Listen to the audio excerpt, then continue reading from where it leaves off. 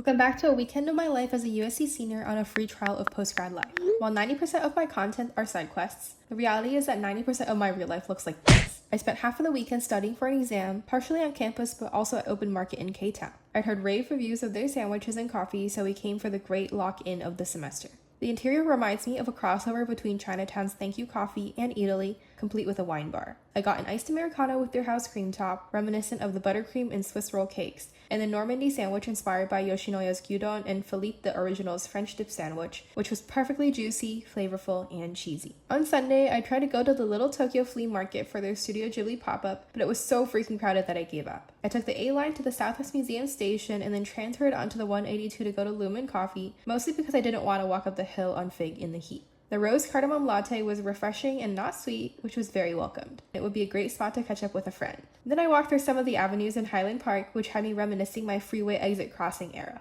Real ones, no.